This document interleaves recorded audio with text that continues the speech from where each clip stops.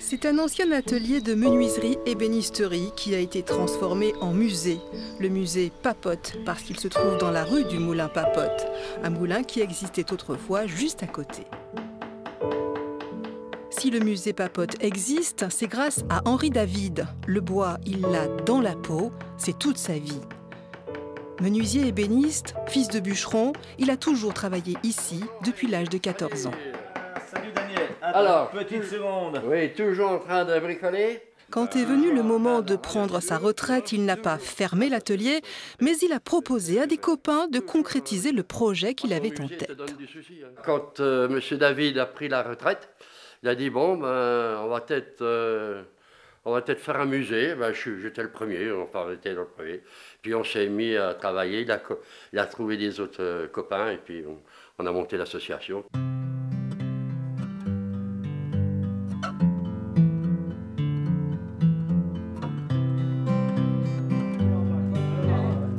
Bonjour Monsieur Roberto.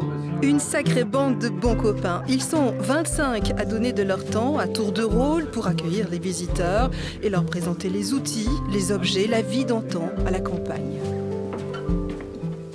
Alors dites-moi, qu'est-ce que c'est que cet étrange objet? Cet étrange objet, c'est une coque. Qui servait Et ça sert pour redonner forme au chapeau melon.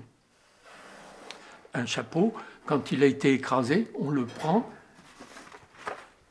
on chauffe et on lui redonne sa forme. André pourrait vous parler également de l'ancêtre du lave-linge.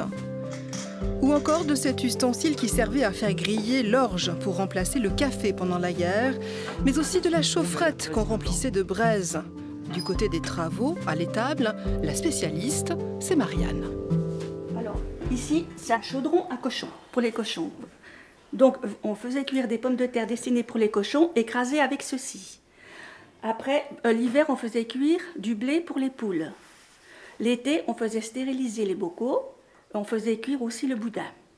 Des objets devenus rares, des outils obsolètes, liés à des métiers qui ont évolué ou qui ont disparu, ressuscitent sous le regard et les interrogations des visiteurs.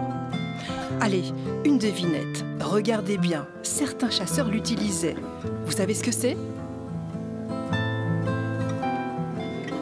Il tirait sur la ficelle, ça tournait, et les facettes au soleil, ça brille. Et comme l'alouette est curieuse, elle venait voir. Et c'est à ce moment-là que le chasseur tirait les alouettes. Lorsqu'on dit le miroir aux alouettes, c'est une expression qui veut dire que vous allez vous faire avoir. La chasse, la vie au grand air. En Bourgogne, c'est beaucoup le travail de la vigne et de la terre avant la mécanisation dans les années 50. Au travers des objets, le musée Papote conserve vive la mémoire d'une âpre période, la lutte menée par les vignerons contre le phylloxéra à la fin du 19e siècle. À la base de chaque cep, en enfonçant la pointe jusqu'à la base, eh bien, on a injecté le sulfure de carbone comme ça à chaque cep. Seulement, c'était très coûteux et ce n'était pas très efficace puisque ça ne descendait pas dans les racines profondes. Donc, on a un petit peu laissé tomber. Sauvegarder la mémoire pour transmettre aux jeunes générations, c'est l'une des raisons d'être du musée Papote.